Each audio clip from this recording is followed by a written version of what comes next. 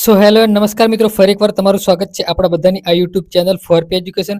દોસ્તો, આજના વિડીયોમાં આપણે કોર્સ 3 આવી ગયા છીએ, અભ્યાસક્રમ અને વર્ગ વ્યવહાર. બરાબર, એમાં આપણે પહેલો એકમ જોવાના છીએ. આગળના કોર્સ 1 અને 2 તમે ન જોયા હે ફ્રેન્ડ્સ, તો તમે જોઈ લેજો. કોર્સ 1 કોર્સ 1 અને 1 બ, કોર્સ 2 અને 2 બ, આ ચાર ટોપિક છે. મતલબ જે ડીએલએડ ના 2 મોડ્યુલ છે આપણે પતાવી દીધેલા છે ફ્રેન્ડ્સ.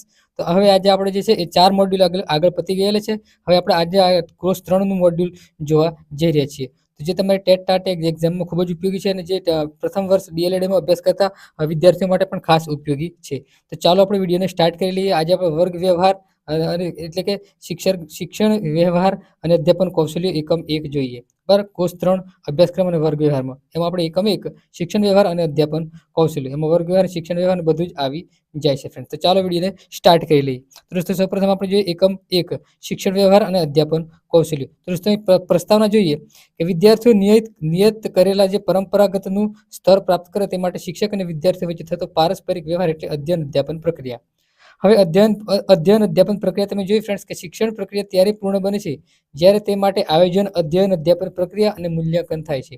શિક્ષણ વ્યવહાર દરમિયાન શિક્ષક અગાઉથી કરેલા આયોજનનો અમલ કરે છે. શિક્ષણ વ્યવહારને અંતે નિયત સિદ્ધિના સ્તરના સંદર્ભો છે એ તેને મૂલવે છે. બરાબર, કે વિદ્યાર્થી નિયત સમયમાં શિક્ષક અને વિદ્યાર્થી જે છે પરંપરાગત સ્તર પ્રાપ્ત કરે અને શિક્ષક વિદ્યાર્થી વચ્ચે જે પારસ્પરિક વ્યવહાર થાય છે તેને આપણે અધ્યયન અધ્યાપન વ્યવહાર કહીએ છીએ. અને શિક્ષણની પ્રક્રિયા ત્યારે પૂર્ણ થાય છે કે જ્યારે જે આયોજનબદ્ધ હોય, બરાબર, આયોજનબદ્ધ હોય, જગ્યા નક્કી કરવામાં આવતી હોય અને ત્યારે મૂલ્યાંકન, અધ્યયન અધ્યાપનની પ્રક્રિયા થાય અને મૂલ્યાંકન થાય તેને આપણે જે છે અધ્યયન કરીએ છીએ ફ્રેન્ડ્સ. બરાબર, અધ્યયન અધ્યાપન પ્રક્રિયા કહીએ છીએ. હવે દોસ્તો, શિક્ષણ વ્યવહાર અને વર્ગ વ્યવહારના ઉદ્દેશો શું હોય છે? કે શિક્ષણ વ્યવહાર અને વર્ગ વ્યવહારના ઉદ્દેશો શું હોય છે એ આપણે જોઈએ. કે શિક્ષણ વ્યવહાર અને વર્ગ વ્યવહારના ઉદ્દેશો છે પ્રશિક્ષણાર્થીઓ અને શિક્ષક પારસ્પરિક આરોગ્યપ્રદ આંતરક્રિયા કરે છે. પ્રશિક્ષણાર્થીઓ બરાબર પારસ્પરિક આંતરિક કરે છે. બરાબર, કે પ્રશિક્ષણાર્થીઓ અને પ્રશિક્ષણાર્થીઓ વચ્ચે જે પારસ્પરિક આંતરક્રિયાઓ થાય છે અને જે તે વિષયવસ્તુ સંદર્ભે રહેલી કચાશનું નિદાન ઉપચારાત્મક શિક્ષણ દ્વારા થાય છે. પ્રશિક્ષણાર્થીઓ પ્રાયોગિક કે પ્રત્યક્ષ રીતે શિક્ષણ જે છે એ સમજે છે. પ્રશિક્ષણાર્થીઓ માર્ગદર્શન, પ્રેરણા તેમજ પ્રોત્સાહન દ્વારા સિદ્ધિ માટે સક્ષમ બને છે અને શિક્ષણ જે છે એ વિદ્યાર્થી કેન્દ્રિત બને છે. બરાબર, કે જે પ્રશિક્ષણાર્થી વર્તે પારસ્પરિક આંતરક્રિયાઓ થાય છે અને વિદ્યાર્થી કેન્દ્રિત શિક્ષણ બને છે અને જે શિક્ષણ માર્ગદર્શન અને પ્રેરણા પ્રોત્સાહન દ્વારા સિદ્ધિ છે એ પ્રાપ્ત થઈ શકે છે. હવે શિક્ષણ વ્યવહારનો અર્થ આપણે સમજીએ કે શિક્ષણ વ્યવહારનો અર્થ શું થાય છે એ આપણે જોઈએ. વિદ્યાર્થીની જે સિદ્ધિ છે, વિદ્યાર્થીની સિદ્ધિ પરમગતતાના સ્તર સુધી લઈ જવા વર્ગખંડમાં, શાળા બહાર, મા બાપ, વાલીઓ તેમજ સમાજ સાથે થતા જે સમગ્ર વર્ગ વ્યવહાર એટલે કે સમગ્ર વ્યવહારને શિક્ષણ વ્યવહાર કહે છે. શિક્ષણ વ્યવહાર એ વર્ગખંડમાં થતા વ્યવહાર પૂરતો મર્યાદિત નથી. વર્ગ વ્યવહાર એ તો શિક્ષણનો એક નાનકડો ભાગ છે. એટલે શિક્ષણ વ્યવહાર વર્ગ વ્યવહાર કરતા વિશાળ અર્થ ધરાવે છે. શિક્ષણ વ્યવહાર દરમિયાન શૈક્ષણિક મનોવિજ્ઞાન, શૈક્ષણિક વ્યવસ્થાપન, સામાજિક પાસાઓનું પણ શિક્ષકે જાણવા જરૂરી છે. ઉપરાંત વિદ્યાર્થીના વૃદ્ધિ વિકાસની પ્રક્રિયાને સમજીને શિક્ષણ વ્યવહારનું આયોજન અને અમલ થાય તો તેમાં ઘણી સરળતા રહે છે અને સફળતા પણ મળે છે. બરાબર, આગળ આપણે જોઈ ગયા કેળવણી વિશે માહિતી મળી. કેળવણી કોને કહેવાય? કે વ્યવહારમાંથી આપણને જે કંઈ નવું જાણવા મળે છે તેને આપણે કેળવણી કહીએ છીએ. અહીં આપણે શિક્ષણ વ્યવહાર પણ એ રીતે થાય છે કે જે સમાજ વચ્ચે પણ શિક્ષણ વ્યવહાર થાય છે અને વિદ્યાર્થી વચ્ચે પણ શિક્ષણ વ્યવહાર થાય છે અને બહારમાંથી જે આપણને જાણવા મળે છે તેને આપણે શિક્ષણ વ્યવહાર કહીએ છીએ. વિદ્યાર્થી માટે અધ્યયન અધ્યાપનની પ્રક્રિયાને વધુ રસિક, સરળ બનાવવા માટે તથા કૌશલ્યનો વિકાસ કરી જીવન કૌશલ્ય વિકસાવવા માટે શિક્ષક શાળામાં કે શાળા બહાર વિવિધ શૈક્ષણિક પ્રવૃત્તિઓ યોજે છે. જેમ કે વિવિધ સાંસ્કૃતિક કાર્યક્રમ, કે રાષ્ટ્રીય પર્વની ઉજવણી, સમાજમાં યોજાતા વિવિધ સેવાકીય કાર્યક્રમો, બરાબર, ભાગીદારી, શાળામાં યોજાતા પ્રાર્થના સંમેલન, શૈક્ષણિક પ્રવાસ, પર્યટન, સમૂહ જીવનની પ્રવૃત્તિઓ વગેરે તમામનો શિક્ષણ વ્યવહારમાં સમાવેશ થાય છે. બરાબર, આ બધી જ પ્રવૃત્તિઓનો આપણે શિક્ષણ વ્યવહારમાં સમાવેશ કરી શકીએ છીએ. કે શૈક્ષણિક પ્રવાસ, પર્યટન, સમૂહ જીવન, શાળામાં યોજાતું પ્રાર્થના સંમેલન, આ બધું શિક્ષણ વ્યવહારમાં આવી જાય છે ફ્રેન્ડ્સ. હવે જુઓ ફ્રેન્ડ્સ કે શિક્ષણ વ્યવહારને અસરકારક જે બનાવવા માટે સૈદ્ધાંતિક શિક્ષણની સાથે વધારેમાં વધારે પ્રાયોગિક કે પ્રત્યક્ષ શિક્ષણને સ્થાન આપવું જરૂરી છે. બરાબર, કે પ્રત્યક્ષ શિક્ષણને સ્થાન આપવું જરૂરી છે. હવે ઉપરાંત જે શૈક્ષણિક વ્યવહારના સારા અને નબળા પાસાઓનું પરીક્ષણ કરી વિવિધ ઉપચારાત્મક પગલાં લેવા જેથી શિક્ષણ વ્યવહાર ખરા અર્થમાં અર્થપૂર્ણ બની શકે.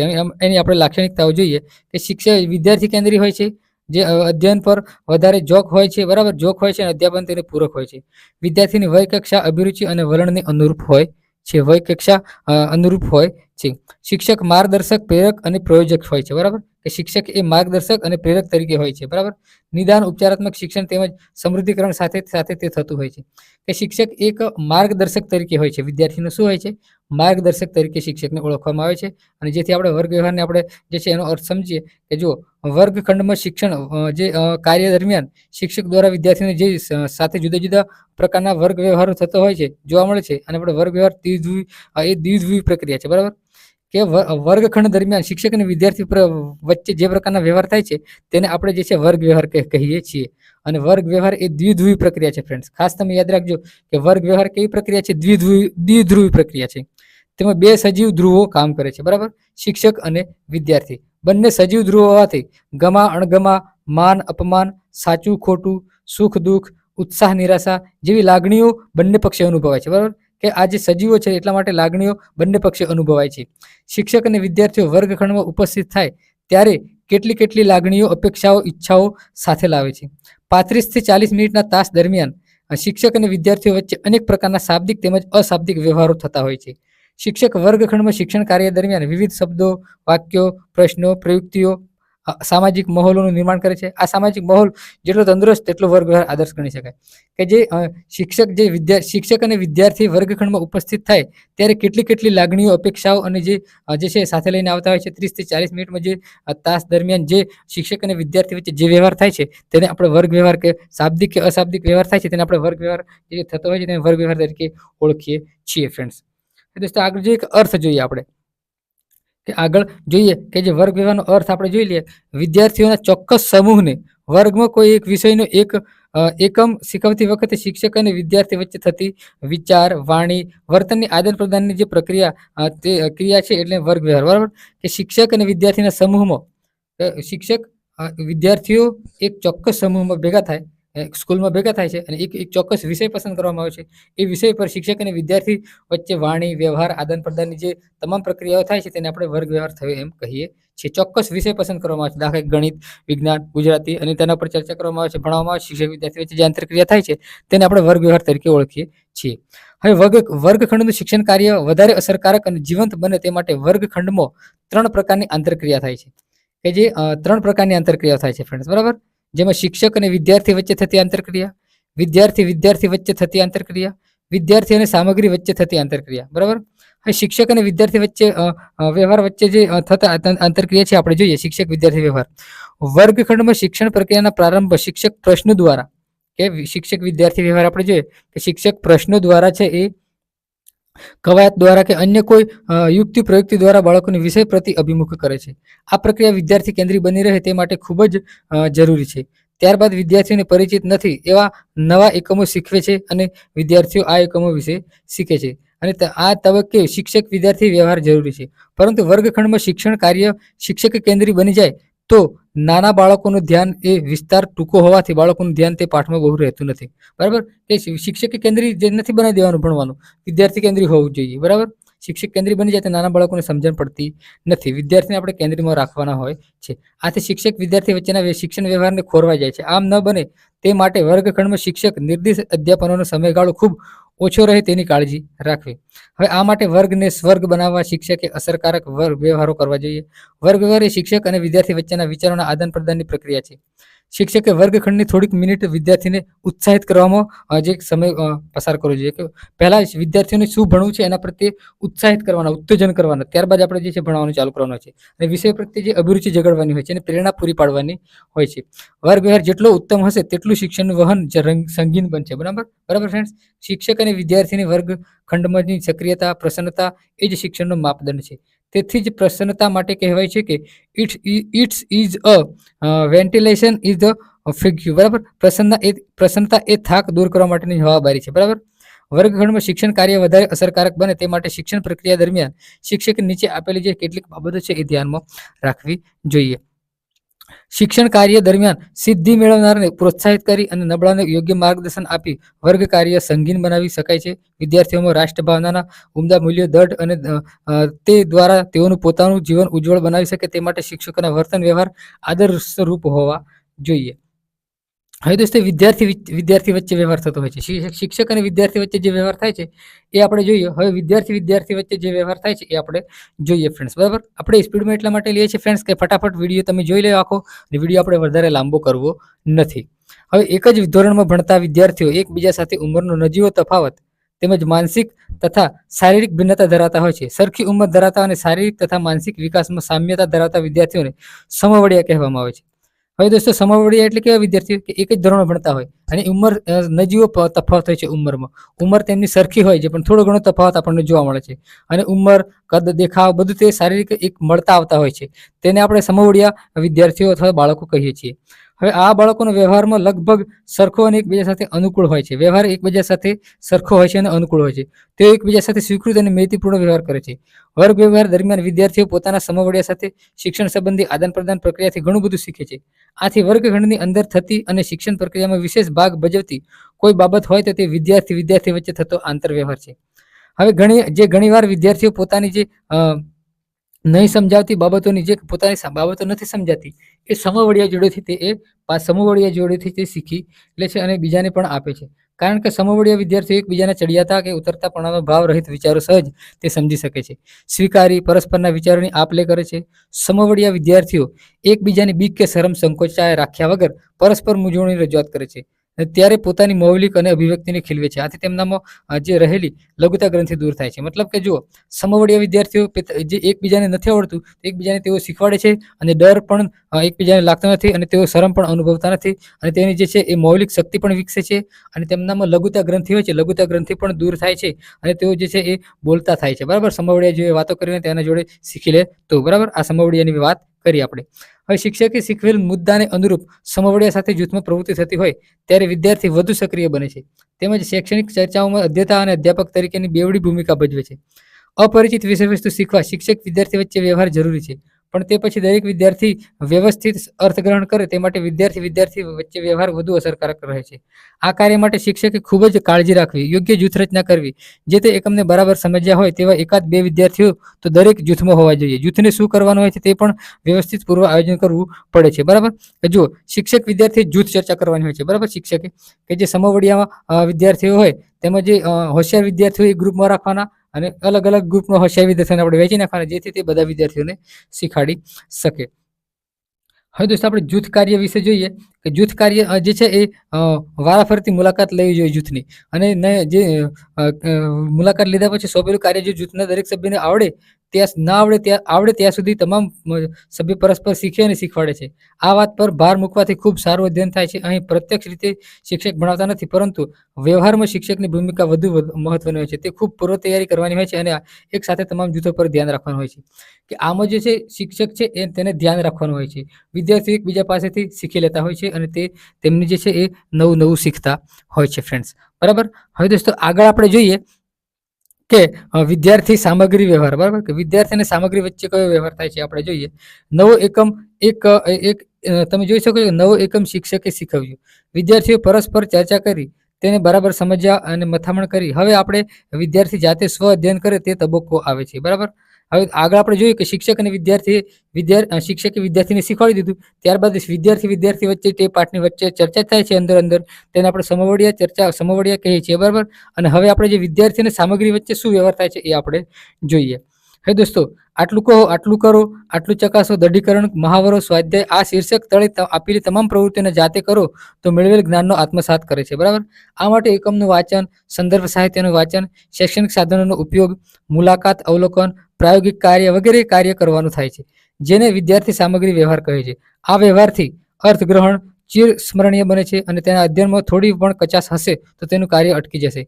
કચાશ ક્યાં છે તેનો પણ ખ્યાલ આવશે અને તે દૂર થશે તો આગળનું કાર્ય ચાલશે. તેથી શિક્ષણ પ્રક્રિયાના અન્ય વ્યવહારની સરખામણી અહીં સ્વયં શિક્ષણની વધુ તક મળે છે, જેથી ગુણવત્તા વધે છે, અધ્યયનનું પૂર્ણ પારંગતતાની પહોંચવાની શક્યતા વધે. બરાબર, અહીંયા મતલબ કહેવાનો કે આટલું કરો, આટલું કરી લાવો, સ્વાધ્યાય આપો વિદ્યાર્થીઓને, લેખન આપો, શૈક્ષણિક સાધનોનો ઉપયોગ કરવા, તેમની મુલાકાત, અવલોકન, પ્રાયોગિક પદ્ધતિ, આ બધું જ તમારે શિક્ષણ વ્યવહારમાં સામગ્રી સામગ્રી વ્યવહારમાં આવી જાય છે, વિદ્યાર્થી સામગ્રી વ્યવહારમાં. હવે દોસ્તો આ વ્યવહારમાં પ્રત્યક્ષ રીતે શિક્ષકનું કોઈ કાર્ય નથી તેમ લાગે છે, પરંતુ વિદ્યાર્થી અને સામગ્રી વચ્ચે વ્યવહાર થાય તેવું કાર્ય તો શિક્ષકે જ આપવાનું હોય છે. શિક્ષકે કાળજી રાખવી કે આ કાર્ય વિદ્યાર્થીના વ્યક્તિગત વિકાસને પુષ્ટિ આપે તેવું હોવું જોઈએ, વિવિધ સામગ્રીના મહત્તમ ઉપયોગ કરવો પડે તેવું હોવું જોઈએ, અને આ કાર્ય વર્ગખંડમાં થઈ શકે અથવા વર્ગ બહાર પણ થઈ શકે, વ્યક્તિગત આપી શકાય પણ ક્યારેય જૂથમાં હોઈ શકે. તો શિક્ષક જે વિદ્યાર્થીના કાર્યને ચકાસનાર રહેવું જોઈએ, જરૂર મુજબ માર્ગદર્શન પણ આપવું, અને વ્યવહારથી વિદ્યાર્થીઓનું અધ્યયન સરસ થાય તે રીતે શિક્ષક વિદ્યાર્થી વ્યક્તિગત સાચી ઓળખ છે એ રાખવાની હોય છે ફ્રેન્ડ્સ. હવે દોસ્તો વર્ગ વ્યવહારના ઉપરોક્ત ત્રણેય પ્રકારો જોયા પછી ભાવિ શિક્ષક તરીકે આપણે વર્ગખંડમાં કેવા પ્રકારના વ્યવહાર કરીશું તે શિક્ષણ કાર્ય વધુ અસરકારક બનશે, અને વર્ગ વ્યવહાર પણ સમજી લેવો જરૂરી છે. હવે વર્ગ વ્યવહારના આપણે ઘટકો જોઈએ ફ્રેન્ડ્સ, કે વર્ગ વ્યવહાર વધારે જીવંત અને અસરકારક બને તે માટે શિક્ષણ શાસ્ત્રીઓએ કેટલાક ઘટકો આપ્યા છે. આ ઘટકો અથયોગ્ય છે, ઉપયોગથી વર્ગને સાચા અર્થમાં સ્વર્ગ બનાવી શકાય છે. કે વર્ગ વ્યવહારના ઘટકો આપણે જોઈએ ફ્રેન્ડ્સ. જો મિશિગન સ્ટેટ યુનિવર્સિટીના પ્રો નેડ ફેન્ડરે શિક્ષક વિદ્યાર્થીના વર્ગ વ્યવહારના 10 ઘટકો આપ્યા છે. બરાબર, કેટલા 10 ઘટકો આપ્યા છે. કેટલા ઘટકો?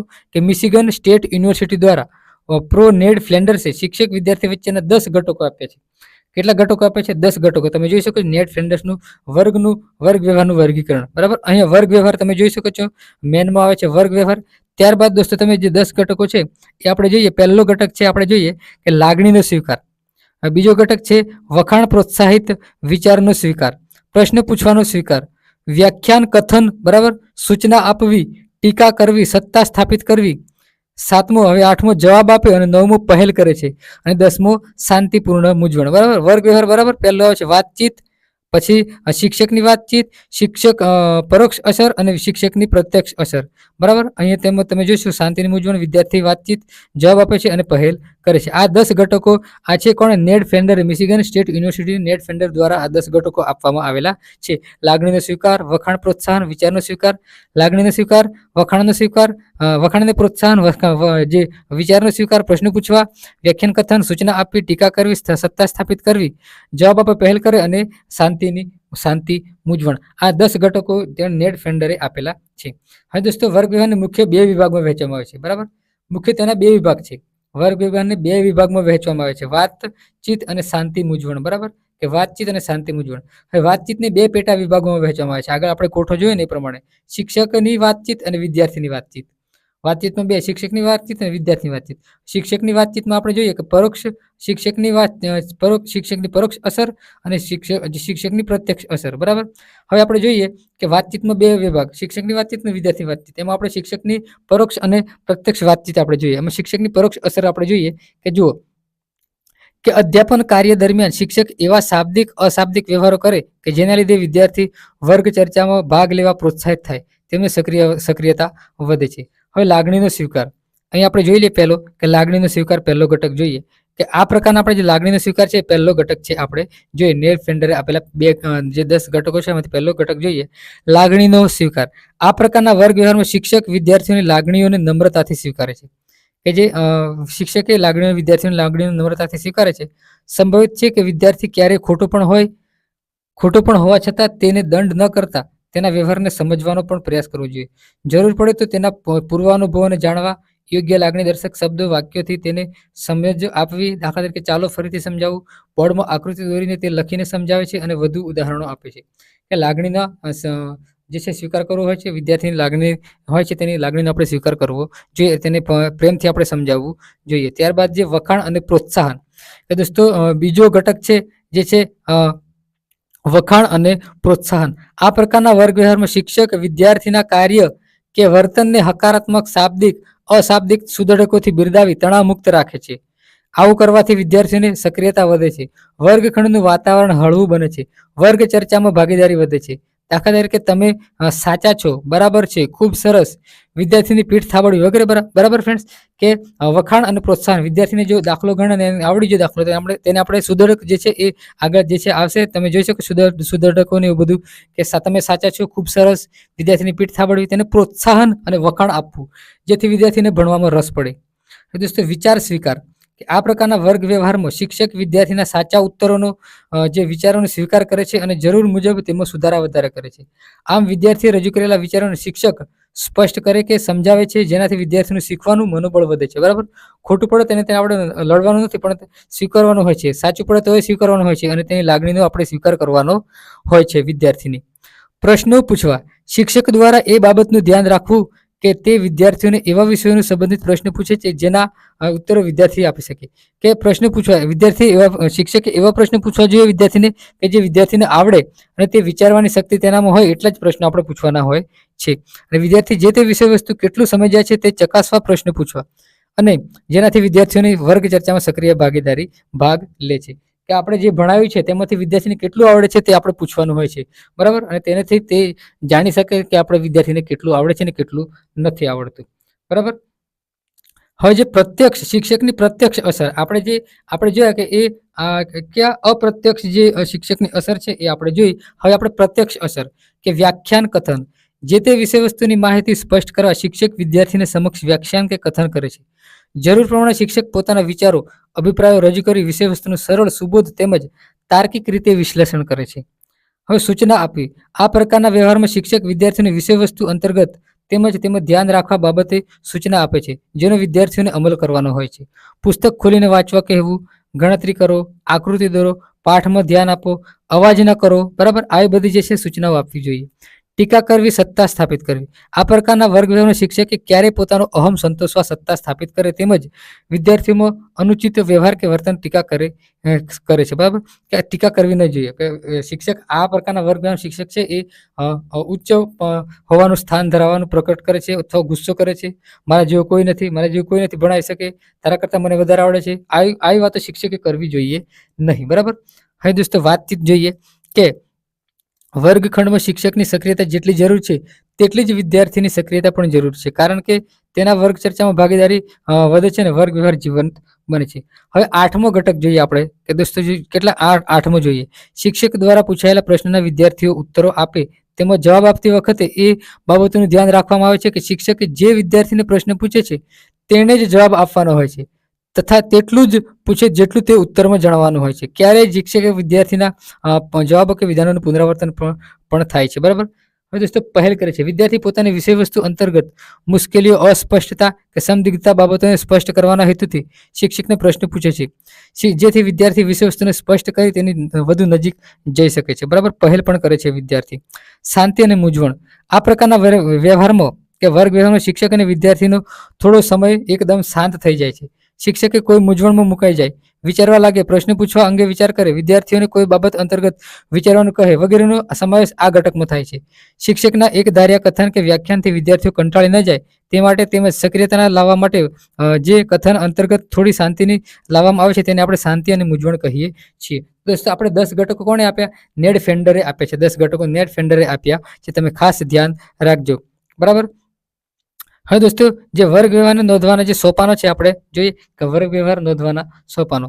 હા દોસ્તો પહેલું સોપાન જોઈએ કે ઘટકો કંઠસ્થ કરવા. હવે પ્રો નેડ ફેન્ડર્સે સૂચવેલા વર્ગ વ્યવહાર નોંધવાના જે પદ્ધતિમાં જુદા જુદા 10 ઘટકો દર્શાવે છે. આ ઘટકોના ચોક્કસ ક્રમને નિરીક્ષક કંઠસ્થ કરે તો જ તે નોંધવામાં અનુકૂળતા રહે છે. સમય આપણે જોઈએ કે સમય 3 સેકન્ડનો ખ્યાલ રાખવો. બરાબર, શિક્ષકના વર્ગ વ્યવહારમાં દર 3 સેકન્ડનો ખ્યાલ રાખે છે. જે ઘટક નંબરમાં નોંધવામાં આવે છે સમયમર્યાદા જાણવા માટે સેકન્ડ કાંટાવાળી ઘડિયાળનું ડિજિટલ ઘડિયાળનો વચનો ઉપયોગ કરવામાં આવે છે. દાખલા તરીકે તમે જોઈ શકો છો કે એક મિનિટનું સુધી સતત કથન કરે તો ઘટક નંબર 5 20 વખતે નોંધવામાં આવે છે. બરાબર, કે ઘટક નંબર 5 છે એ 20 વખત નોંધવામાં આવે છે. તમે ખાસ ધ્યાન રાખજો.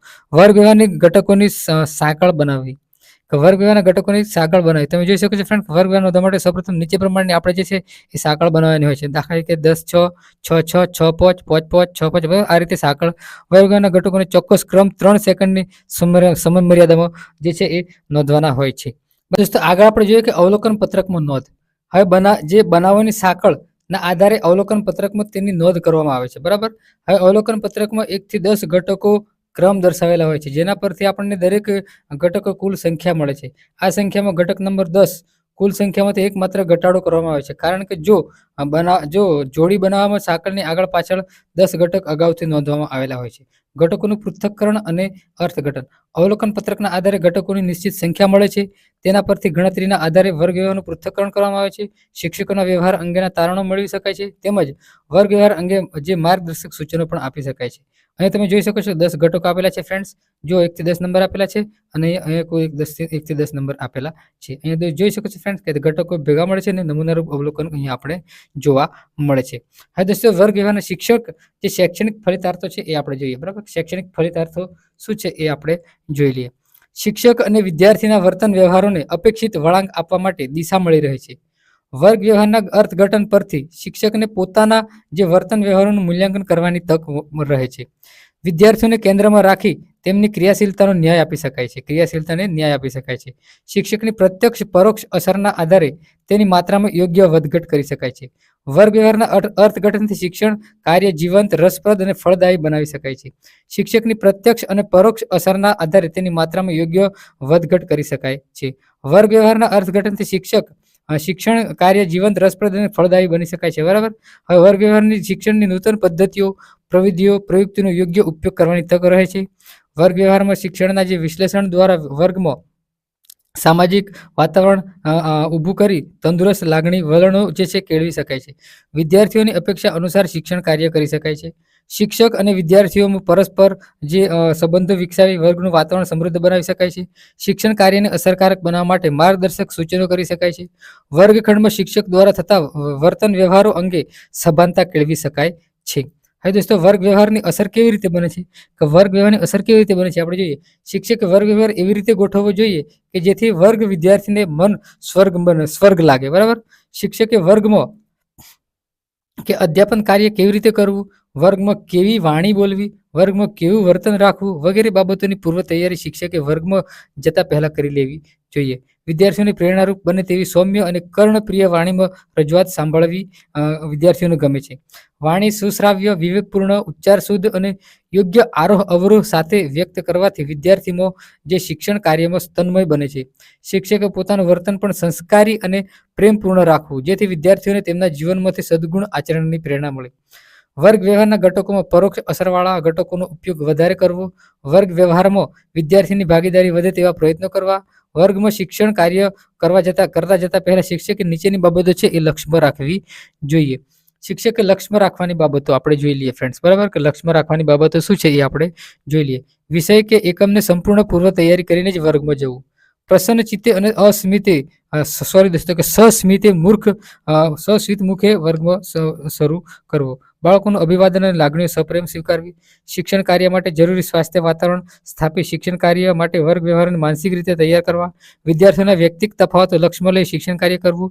વર્ગ વ્યવહારમાં વિદ્યાર્થીઓને ઉત્સાહથી ભાગીદારી બને તે માટે વર્ગ વ્યવહાર દરમિયાન હકારાત્મક સુધારકોનો ઉપયોગ કરવો જોઈએ. વિષય વસ્તુ પ્રત્યે રુચિ થાય તેવી રસપ્રદ અને સરળ શૈલીમાં શીખવવું જોઈએ.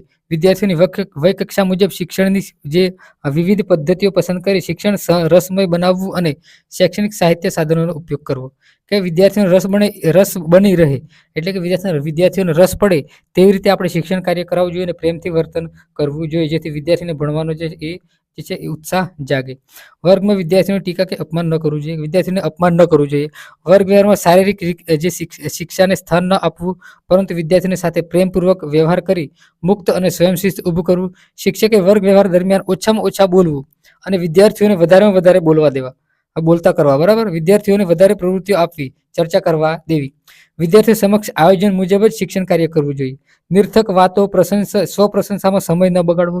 વિદ્યાર્થીઓને શિક્ષણ કાર્યને સ્વાધ્યાય આપવો કે શિક્ષણ કાર્ય અંતે પાઠ પૂરો થાય તો અંતે આપણે તેને સ્વાધ્યાય કરવા આપવાનો હોય છે. કસોટી લેવી, તપાસણી કરી જરૂરી શિક્ષણ કાર્ય પુનઃ કરવું. શિક્ષક વિદ્યાર્થી સંબંધો આત્મીય બનાવવા કે શિક્ષક અને વિદ્યાર્થીના સંબંધો કેવા રાખવા, આત્મીય બનાવવા જોઈએ. આમ દોસ્તો ઉપર મુજબની જે લક્ષ્યમાં રાખવાની વર્ગ વ્યવહારની અસરો છે એ આપણે બનાવી શકાશે. તમે જોઈ શકો છો ફ્રેન્ડ્સ. બરાબર. હવે જે શિક્ષણ પ્રક્રિયામાં શિક્ષણ વ્યવહાર અને વર્ગ વ્યવહારના ઘટકોની સમજ આપણે અનિવાર્ય છે જેના દ્વારા શિક્ષણ કાર્યને વધારે અસરકારક બનાવી શકાય. વર્ગખંડની પ્રક્રિયા માત્ર બે ધ્રુવ શિક્ષક અને વિદ્યાર્થી વચ્ચે મર્યાદિત નથી પરંતુ વિદ્યાર્થીને જે કેન્દ્રમાં રાખી વર્ગ વ્યવહાર થતો હોય છે. વર્ગવ્યવહારને અસરકારક બનાવવા માટે વિદ્યાર્થીને જે આસપાસ શિક્ષક ઉપરાંત શૈક્ષણિક સાધન સામગ્રી હોવાથી પણ મહત્વનો ભાગ ભજવે છે. બરાબર, શૈક્ષણિક સાધન સામગ્રી પણ મહત્વનો ભાગ ભજવે છે. આમ શિક્ષક વિદ્યાર્થી વચ્ચેના વ્યવહારમાં શૈક્ષણિક સાધન સામગ્રી પણ રહેલી હોવાથી વર્ગખંડની પ્રક્રિયા ત્રિધ્રુવી બને છે. કેવી બને છે? ત્રિધ્રુવી બને છે. Micro teaching. વર્ગખંડમાં જ્યારે શિક્ષક વિદ્યાર્થી વચ્ચે આંતરક્રિયા થતી હોય છે ત્યારે શિક્ષક વિવિધ પ્રકારના અધ્યાપન કૌશલ્યોનો ઉપયોગ કરે છે. આંતરક્રિયાથી સફળતાનો જે છે એ વધારે આધાર મુખ્યત્વે વિવિધ પ્રકારના અધ્યાપન કૌશલ્યના ઉપયોગથી શિક્ષકનું પ્રભુત્વ અને તેના એકબીજા સાથેના જોડાણ પર રહેલું હોય છે. શિક્ષક વર્ગખંડમાં વિદ્યાર્થી સમક્ષ વિષય વસ્તુની રજૂઆત કરે તે પહેલા તેનામાં અધ્યાપન કૌશલ્યના ઉપયોગોમાં પારંગતતા મેળવવી જરૂર પડે છે. અધ્યાપન કૌશલ્યમાં પારંગતતા મેળવવા માટે માઇક્રો ટીચિંગની સૌપ્રથમ વાત ડવાઇટ એલને 1963માં કરી અને 1968માં એલન એન ઇવે તેની સૌપ્રથમ વ્યાખ્યા આપી નીચે મુજબ છે. તમે જોઈ શકો છો કે માઇક્રો ટીચિંગ એક નિયંત્રિત વ્યવહાર પદ્ધતિ છે કે જે વિશિષ્ટ શિક્ષણ વ્યવહાર પર ધ્યાન કેન્દ્રિત કરે છે અને નિયંત્રિત પરિસ્થિતિમાં શિક્ષણ વ્યવહાર કરાવે છે. હવે દોસ્તો માઇક્રો ટીચિંગ આપણે જોઈએ કે માઇક્રો ટીચિંગ વિશે થોડી ઘણી માહિતી મેળવીએ કે 1968માં બ્રુસ માઇક્રો ટીચિંગની વ્યાખ્યા આપી હતી. બરાબર, બુશ માઇક્રો ટીચિંગની વ્યાખ્યા આપી હતી. માઇક્રો ટીચિંગ એક એવી પ્રયુક્તિ છે કે જે શિક્ષકોને સુવ્યાખ્યાયિત કરેલા અધ્યાપન કૌશલ્યોને 5-10 મિનિટમાં કાળજીપૂર્વક આયોજન પામેલા પાઠોને વિદ્યાર્થીઓના નાના નાના જૂથ વિનિયોગ કરવાની અને પાઠના પરિણામો વિડીયો ટેપ પર જોવાની તક પૂરી પાડે છે.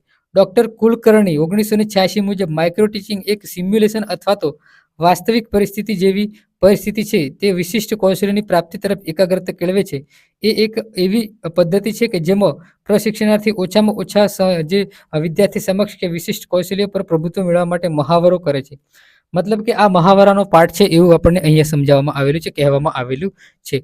ઉપરોક્ત વ્યાખ્યાઓના આધારે કહી શકાય કે કોઈ એક અધ્યાપન કૌશલ્યને ધ્યાને રાખી 5 થી 7 વિદ્યાર્થીઓ સમક્ષ 5 થી 7 મિનિટ માટે એક નાના વિષય વસ્તુનું અધ્યાપન કાર્ય કરવું જેનું વિડીયો રેકોર્ડિંગ કરી શકાય અને પ્રતિપુષ્ટિ મેળવી પોતાના વર્તનમાં પરિવર્તન લાવી અધ્યાપન કૌશલ્ય પર પારંગતતા મેળવી શકાય છે. બરાબર, હવે માઇક્રો ટીચિંગમાં સૂક્ષ્મ શું છે તેના વિશે આપણે જોઈએ કે પાઠની સમયમર્યાદા 5 થી 7 મિનિટની હોય છે.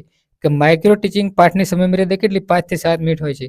વિષય વસ્તુ કોઈ એક નાનો ખ્યાલ કે 5 થી 7 મિનિટની અંદર રજૂ કરી શકાય છે. હવે વિદ્યાર્થીઓની સંખ્યા 5 થી 7 વિદ્યાર્થી જૂથ હોય છે. અધ્યાપન કૌશલ્ય ફક્ત એક જ અધ્યાપન કૌશલ્ય પર ધ્યાન કેન્દ્રિત હોય છે. આ માઇક્રો ટીચિંગ એ અધ્યાપન કૌશલ્યના વિકાસ માટેની પ્રક્રિયા છે. માઇક્રો ટીચિંગના સોપાનો અહીંયા નીચે મુજબ છે. તમે જોઈ શકો છો ફ્રેન્ડ્સ કે માઇક્રો ટીચિંગના સોપાનો છે. પહેલું સોપાન સૂક્ષ્મ પાઠનું આયોજન કરવું. બરાબર, કે સૂક્ષ્મ પાઠનું આયોજન કરવું. સૂક્ષ્મ ચક્ર છે અહીંયા તમે જો સૂક્ષ્મ પાઠનું આયોજન કરવું. ત્યારબાદ બીજું શિક્ષણ કાર્ય જે છે 5 થી 7 મિનિટનું પૂરું થવું જોઈએ. પ્રતિપુષ્ટિ 6 મિનિટમાં થવી જોઈએ અને પુનઃ આયોજન છે 10 મિનિટમાં થવું જોઈએ અને પુનઃ શિક્ષણ 5 થી 7 મિનિટમાં થવું જોઈએ. અને 6 નંબરનો નમૂનો અહીંયા આપણને આપેલો છે કે પ્રતિપુષ્ટિ છે જે છે એ 6 મિનિટની અંદર જો પૂરી થવી જોઈએ. તમે જોઈ શકો છો ફ્રેન્ડ્સ. બરાબર, આ રીતે તમે જોઈ શકો છો કે પુનઃ માઇક્રો ટીચિંગના જે છે એ સોપાનો અહીંયા આપણને આપેલા છે. કેટલા? 6 સોપાનો છે. હવે દોસ્તો પહેલું સોપાન આપણે જોઈએ સૂક્ષ્મ પાઠનું આયોજન. સૂક્ષ્મ પાઠનું આયોજન જોઈએ. પ્રશિક્ષણાર્થી કોઈ એક નાના વિષય વસ્તુનો ખ્યાલ લઈ કોઈ એક ચોક્કસ અધ્યાપન કૌશલ્ય અને તેના ઘટકોને ધ્યાને લઈ તે અધ્યાપન કૌશલ્યના વિકાસ માટે પાઠ આયોજન તૈયાર કરે છે. સૂક્ષ્મ પાઠ આયોજન. બરાબર, શિક્ષણ કાર્ય 5 થી 7 મિનિટની અંદર આયોજન નક્કી કરેલું હોય છે. આ અધ્યાપન કૌશલ્ય વિકાસ માટે વિષય જે 5 થી 7 મિનિટ અંદર પૂરું થવું જોઈએ. પ્રતિપુષ્ટિ કે વિષય વસ્તુની રજૂઆત બાદ અધ્યાપન કૌશલ્યના ઘટકોને ધ્યાનમાં રાખવા જોઈએ. કે જે અધ્યાપન કૌશલ્યના ઘટકોને ધ્યાનમાં રાખવા જોઈએ અને રજૂ કરનાર પ્રશિક્ષણાર્થીએ તેના સ્વાધ્યાયને પ્રતિપુષ્ટિ આપે. જો પાઠનું વિડીયો રેકોર્ડિંગ થયું હોય તો પ્રશિક્ષણાર્થી વિડીયો રેકોર્ડિંગ જોઈને સ્વપ્રતિપોષણ પણ પ્રાપ્તિ કરી શકે છે. કે વિડીયો રેકોર્ડિંગ કરીને જાતે પણ પાઠનું નિરીક્ષણ કરી શકે છે જેને આપણે પ્રતિપુષ્ટિ તરીકે ઓળખીએ છીએ. પુનઃ આયોજન. પાઠ ફેલ જાય તો ફરી આયોજન કરવાનું હોય છે અને પુનઃ આયોજન કરી તે ઓળખીએ છીએ. હવે પ્રશિક્ષણાર્થીને મળેલા પ્રતિપોષણના આધારે તે નક્કી કરેલા અધ્યાપન કૌશલ્ય અને વિષય વસ્તુને માટે પુનઃ પાઠ આયોજન તૈયાર કરે છે. ફરીથી વિદ્યાર્થી સમક્ષ શિક્ષણ કાર્ય કરે છે અને ફરીથી પ્રતિપુષ્ટિ મેળવે છે. આ પ્રક્રિયા જ્યાં સુધી નક્કી કરેલ એક અધ્યાપન કૌશલ્ય હસ્તગત ન થાય ત્યાં સુધી ચાલતી રહે છે. આમ માઇક્રો ટીચિંગ એ બિલકુલ બિન અનુભવી એવા પ્રશિક્ષણાર્થીઓને અધ્યાપન માટે આવશ્યક એવા અધ્યાપન કૌશલ્યને હસ્તગત કરવામાં મદદરૂપ કરે છે ફ્રેન્ડ્સ. બરાબર, હવે દોસ્તો અધ્યાપન કૌશલ્ય આપણે જોઈ લઈએ. અધ્યાપન કૌશલ્ય કયા કયા છે એના વિશે આપણે માહિતી મેળવીએ અને એનો અર્થ પણ જોઈ લઈએ. કોઈ પણ કાર્યને સારી રીતે પાર પાડવા માટે, અસરકારક બનાવવા કે પરિણામદાયી બનાવવા માટે તેને પદ્ધતિસર હાથ ધરવું જરૂરી છે. આપણે કોઈ પણ કાર્ય કરીએ તેને આયોજન કરીએ છીએ આપણે. બરાબર, એ રીતે અહીંયા અધ્યાપન કૌશલ્ય આપેલા છે.